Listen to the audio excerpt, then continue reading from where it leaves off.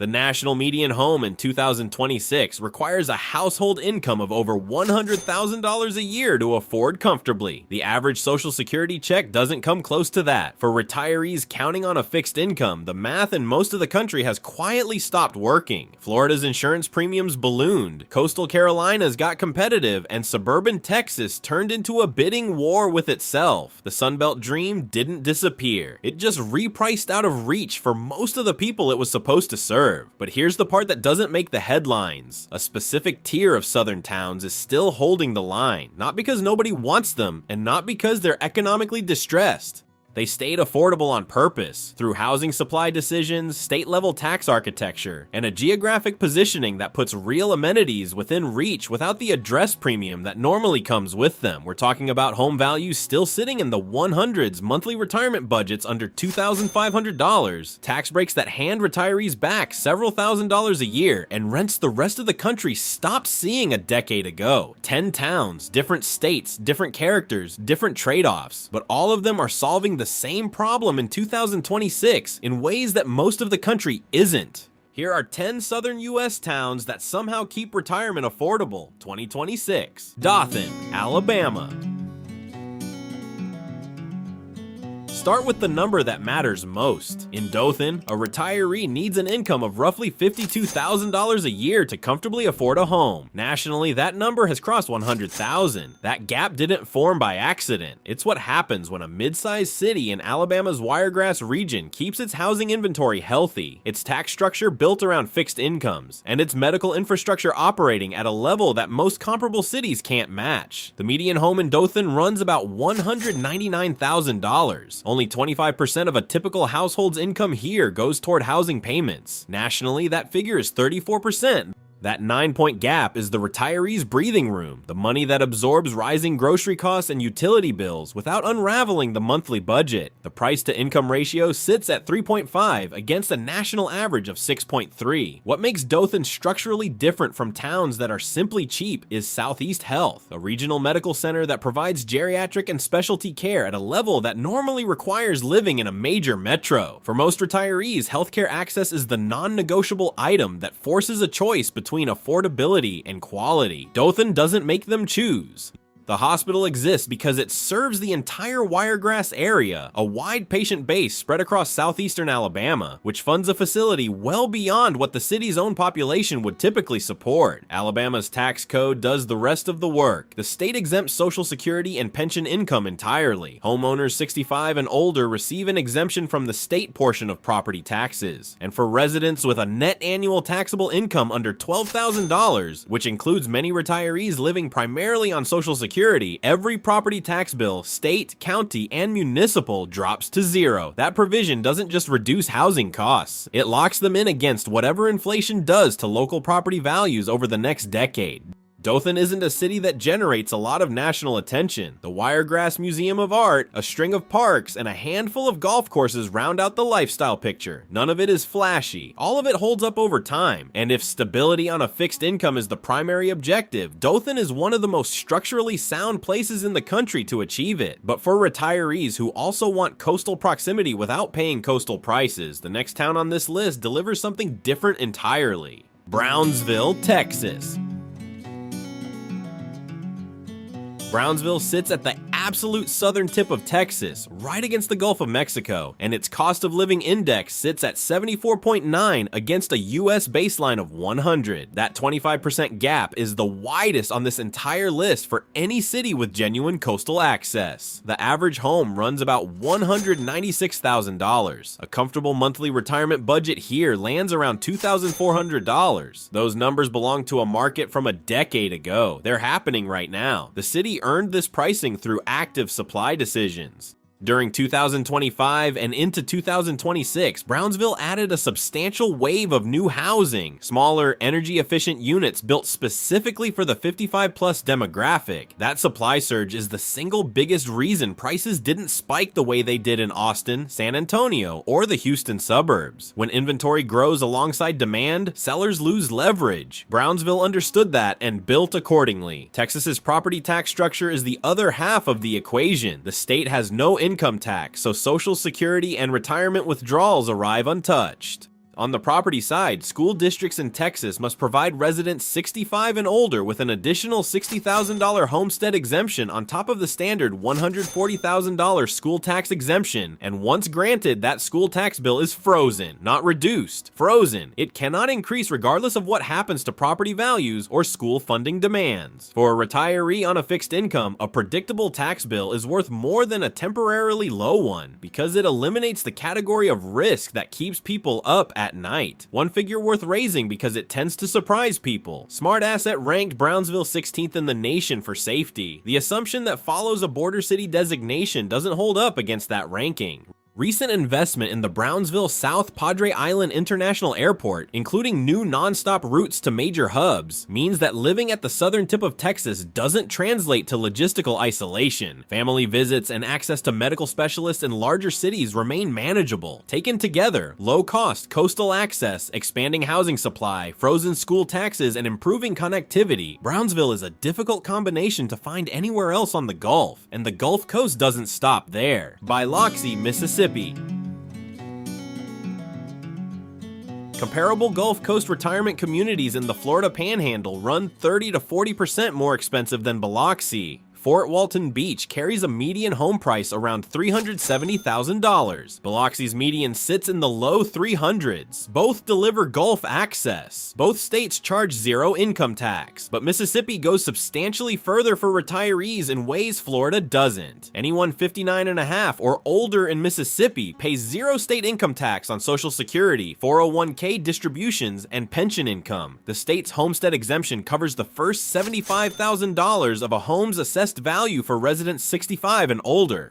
On a $200,000 home, that means the owner pays taxes on $125,000. The savings compound quietly year over year into a meaningful budget difference. Biloxi's local economy is built around tourism and casino revenue, which funds the municipal tax base without requiring the city to push hard on residential property taxes. The boardwalk stays maintained, public spaces get funded, and the people who live there full-time aren't carrying the primary financial weight of sustaining the infrastructure. That's an unusual arrangement, and it works in the long-term residents' favor. The town's identity as the former seafood capital of the world, its shrimp and oyster industry is still visible and active, gives Biloxi a cultural texture that purpose-built retirement communities spend millions trying to simulate and rarely achieve. Memorial Hospital at Gulfport sits close enough to provide regional medical coverage without requiring Biloxi to fund its own major hospital system. The honest note on Biloxi is hurricane exposure. Living on the Gulf Coast carries real climate risk, and insurance premiums reflect that consistently. Any retiree running the numbers on Biloxi needs to request current insurance quotes and build that line item into the monthly budget before finalizing anything. It won't look like an inland Kentucky or Arkansas premium. But for retirees who want genuine Gulf Coast living at prices Florida stopped offering years ago, Biloxi is currently where that trade-off makes the most financial sense. Paducah's Kentucky. Paducah's median monthly rent is $651. The national average is $1,301. That is not a marginal difference. That is a fundamentally different category of city. And the part that makes Paducah genuinely unusual is that the low cost doesn't arrive with a corresponding cultural deficit. UNESCO designated Paducah a creative city specifically for its folk and fiber arts tradition, centered on the National Quilt Museum and the Lower Town Arts District. The riverfront trails are free. The walkable downtown exists. This is not a compromised destination for people who couldn't afford somewhere better. Kentucky ranks 4th in the nation for overall low living costs and 6th for housing. The state's cost of living index for PADUCAH sits at 77. Social Security is fully exempt from state income tax. Pensions and annuities receive significant exclusions as well, which means retirees arriving with any kind of defined benefit income keep a larger share of it month to month than they would in most states. That tax efficiency is a real and recurring budget advantage, not a one-time benefit. The healthcare infrastructure in Paducah is anchored by Baptist Health Paducah and Mercy Health Lord's Hospital, both regional systems with strong geriatric outcomes. Neither is a small rural clinic. Specialist access here is genuine, not theoretical. Paducah sits at the confluence of the Ohio and Tennessee rivers, which shaped its character over 2 centuries and still shapes its daily life. The river is part of the backdrop, not a marketing afterthought. The city's position at the intersection of 2 major waterways also gives it a practical geographic stability. It's accessible from multiple directions without being in anyone's path of explosive growth. U.S. News ranked Paducah 362nd nationally among retirement destinations. That ranking reflects obscurity, not quality, and obscurity in the current housing market is a financial asset. The cities that reach the top 50 on those lists see prices respond to the attention almost immediately. Paducah hasn't attracted that pressure, which is precisely why the rent is $651 and not $1,200. For right now, that oversight is the retiree's advantage. Grenada, Mississippi. The average home value in Grenada is $133,953. Monthly living expenses for a retiree here average around $2,000. A town of roughly 12,000 people sitting at the edge of Grenada Lake with public camping, fishing, and hiking freely accessible. No resort fees, no HOA dues, no membership renewal. The outdoor lifestyle here runs on public infrastructure rather than private amenity management. That distinction becomes more meaningful every year. In planned retirement communities in Florida and Arizona, resort-style amenities have been running double-digit annual price increases. The pool membership, the fitness center access, the lawn maintenance packages, those costs are index-linked and they keep climbing. Grenada Lake is managed by the Army Corps of Engineers. It's publicly accessible. Its cost to the retiree is effectively zero, and that will not change based on what a developer decides to charge next year. Mississippi's retirement income tax policy applies here the same way it does in BILOXI. 0% on Social Security, pensions, and retirement account distributions for residents over 59.5. The cost of living index sits at 70.8, among the lowest in the South. And because Grenada isn't a tourist destination, it doesn't experience the seasonal price fluctuations that hit coastal towns when visitors flood in and drive up grocery and fuel costs. The prices here are flat year-round, which matters considerably for anyone managing a strict monthly budget. The realistic assessment of Grenada is that it serves a specific type of retiree well and others less well. Specialty healthcare requires traveling to regional clinics rather than a major hospital system. If proximity to advanced medical facilities is a primary concern, Grenada requires honest evaluation against that need. But for the retiree who wants privacy, natural recreation, low noise, and the confidence that their savings will outlast their retirement rather than the other way around, Grenada makes a financial case that few towns at any latitude can match. Conway, South Carolina. Conway is 15 minutes from Myrtle Beach. The median home price in Conway runs about $230,000. In Myrtle Beach itself, that number climbs toward $370,000. The difference in monthly mortgage and insurance costs between those two addresses is approximately $700. Over a 10-year retirement, that gap accumulates to $84,000, sitting in a savings account instead of a zip code premium. This is what researchers in the 2026 data call the satellite town strategy, and Conway is its clearest current example. Residents access the same Atlantic coastline, the same grocery chains and restaurants, the same healthcare systems in the Myrtle Beach metro area, the same cultural calendar. What the Conway address specifically avoids is the insurance volatility that has been steadily battering beachfront properties as storm seasons grow more active. Being 15 minutes inland places a property outside the highest coastal millage rate zones. And in South Carolina's current insurance environment, where coastal premiums have been climbing year after year, that geographic positioning is not a minor detail, it's a budget line item. South Carolina carries one of the lowest effective property tax rates in the country, around 0.5%. For homeowners 65 and older, the state exempts the first $50,000 of fair market value from taxation. On a $230,000 Conway property, that exemption reduces the taxable base by roughly 25%. Annual property tax savings from that single provision run into the hundreds of dollars and compound every year the homeowner stays. The Myrtle Beach Medical Corridor is accessible from Conway, without Conway pricing carrying the Myrtle Beach premium. That access without cost model, getting the amenities of a larger or more desirable market while paying for the address just outside it, is a financial strategy as much as a geographic one.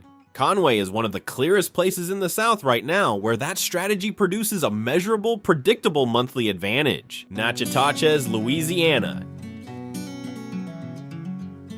Natchitoches is pronounced NACHITOCHES. Getting that right matters before telling anyone you're moving there. It's Louisiana's oldest settlement, founded in 1714, and its historic district delivers French Creole architecture, cobblestone streets, and the Cane River waterfront in a package that should cost substantially more than it does. Louisiana's statewide housing market ranks third most affordable in the nation, with a median price around $196,000. The price-to-income ratio sits at 3.4, compared to a national average of 6.3. That means buyers here are using roughly half the income-to-price leverage that buyers in other parts of the country are forced into. The property tax rate in Natchitoches sits at 0.62%. The town has managed its growth by emphasizing its historic district and boutique tourism rather than pursuing high-density development. That choice has two effects that directly benefit long-term residents. The physical character of the town remains intact, and the real estate market hasn't overheated. When a city's identity is built around preservation, the same forces that protect the buildings protect the prices. Natchitoches has been doing this deliberately for years, and the result in 2026 is a town with the feel of a significantly more expensive place.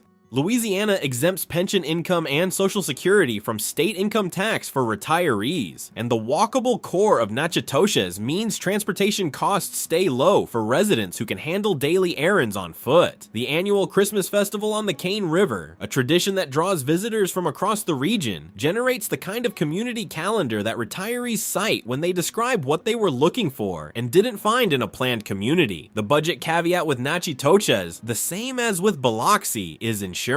Louisiana's hurricane exposure extends further inland than most people expect, and statewide insurance risk pools reflect the full geography of that exposure. Retirees need current homeowners insurance quotes before locking in a number.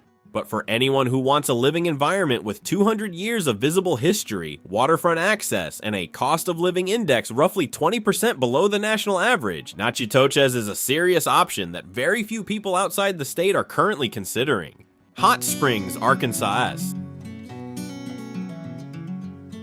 Hot Springs has a national park inside the city limits. Bathhouse Row, a stretch of Gilded Age thermal bathhouses along Central Avenue, sits within a federally protected historic district. The Ouachita Mountains and several major lakes surround the city. The starter tier median home price in early 2026 is $164,234 against a national median near $338,000. What prevents Hot Springs from being just another resort town that prices out its permanent residents is its diversification. The city isn't surviving on seasonal tourism. It maintains a year-round population, multiple hospital systems with genuine regional reach, and enough commercial infrastructure to support daily life independently of tourist cycles. Resort-dependent towns are financially fragile. Their local economies spike and hollow out by season, and their housing markets follow. Hot Springs doesn't operate that way. The tourism income adds to a base that already exists, which stabilizes both the economy and the real estate market. The overall cost of living here runs about 7% below the national average, but housing specifically runs 21% lower. Arkansas does carry a state income tax, which distinguishes it from Texas and Florida. The practical question isn't whether the tax exists, it's whether the total monthly cost in Hot Springs, accounting for housing, utilities, groceries, healthcare, and taxes together, beats comparable towns in zero income tax states. The research suggests it does, because the savings on the first three categories consistently exceed the income tax differential in a retiree's full monthly budget. The outdoor calendar here is effectively free. Garvin Woodland Gardens, Lake Hamilton, Lake Ouachita, and the national park itself are all accessible without recurring fees or memberships. For retirees whose ideal retirement involves physical activity without club memberships or resort billing cycles, Hot Springs stacks its savings in exactly the right places, and the Motley Fool's 2026 Best Places to Retire report placed Arkansas at the front of the low-cost category for those reasons. Quincy, Florida. Florida has no state income tax. That benefit applies equally to a retiree paying $300,000 more for a home in Naples and a retiree in Quincy who isn't. Quincy sits in Gadsden County, roughly half an hour from Tallahassee, and it carries Florida's full tax advantage structure. No income tax, the homestead exemption, the Save Our Homes cap on property tax increases at a cost of living index of 80 and a housing score of 63. The Save Our Homes cap is worth understanding precisely. Once a Florida property property receives the homestead exemption, increases in the assessed value for property tax purposes are capped at 3% per year, regardless of how fast the market value actually climbs. In Miami or Naples, that cap helps, but the baseline it's capping is already high. In Quincy, where values started low, the cap locks in a low baseline. The protection becomes more valuable over time the lower the starting point, which means the same mechanism that saves a Miami homeowner a few $100s a year can save a Quincy homeowner a proportionally far greater amount as values appreciate and the capped assessed value stays well below market. Tallahassee Memorial Healthcare is accessible from Quincy without carrying Tallahassee's cost of living. The specialist access, the hospital systems, the infrastructure of the state capital, all within driving distance, none of it priced into the Gadsden County address. The trade-off is real and worth stating plainly.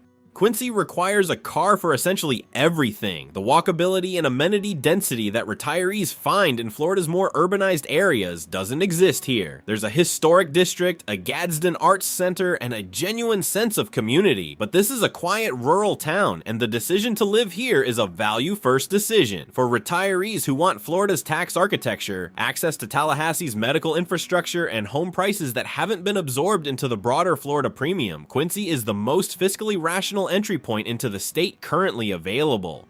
WEIRTON, West Virginia.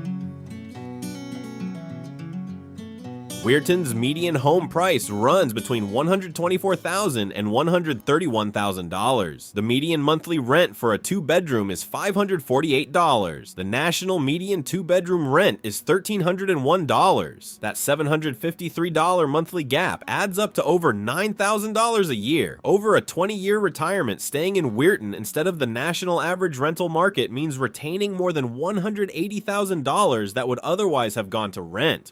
WEIRTON consistently holds the top 1 or 2 positions on national affordability rankings, and the structural reason is direct. West Virginia has some of the lowest home prices in the country, and the town's small size and Rust Belt history have kept demand from outrunning supply. The cost dichotomy that exists here matters differently depending on how a retiree enters. General living expenses, groceries, utilities can run slightly above comparable southern towns. For someone renting long-term, that offset is worth calculating carefully. For someone who owns their home outright or carries a minimal mortgage, the housing savings completely dominate the equation. The utility differential is a rounding error against the asset level difference. The Pittsburgh metro area sits close enough to provide real access to major hospital systems, airports, cultural institutions, and specialist medical care without requiring WEIRTON to fund those things internally. That proximity matters for retirees who need serious medical infrastructure but don't need to pay for an urban address. The crime rate in WEIRTON runs 77.9% below the national average, a figure that carries direct quality of life weight for retirees evaluating safety alongside cost. West Virginia has been phasing in Social Security income tax exemptions, moving the state's tax profile closer to the senior-friendly structures that Mississippi and Alabama have maintained for years. Property tax rates average around 0.59%, among the lowest nationally, for retirees whose primary financial objective is extending the life of their savings as far as possible, who don't require warm winters, and who can anchor their lifestyle to a town with a genuine community identity and access to a major metro. WEIRTON doesn't have a peer in the current U.S. market. The numbers aren't close. 10 towns and a pattern running through all of them. The ones that stayed affordable in 2026 did it through the same few mechanisms. They kept building housing when prices started rising. They structured their tax policies to specifically protect fixed incomes, or they positioned themselves close enough to expensive markets to access the amenities without carrying the cost. Some of them combined all three. None of them are perfect. BILOXI has hurricane exposure. GRENADA has limited specialty healthcare. WEIRTON has cold winters and some elevated general living costs. Quincy requires a car for everything. NATCHITOCHES carries an insurance premium that needs to be budgeted specifically. Each town on this list asks something of the retiree who chooses it. But the retirement math works in all of them in ways it genuinely doesn't work in most of the country anymore. The national median home now requires an income the average retiree doesn't have. These towns have held that line, not by staying undeveloped, not by remaining forgotten, but by making structural decisions that the rest of the country chose not to make. That's the story of Southern affordability in 2026. It's not luck, it's architecture. And the retirees who understand the mechanism rather than just the list are the ones most likely to find a town where the savings actually hold for the long term.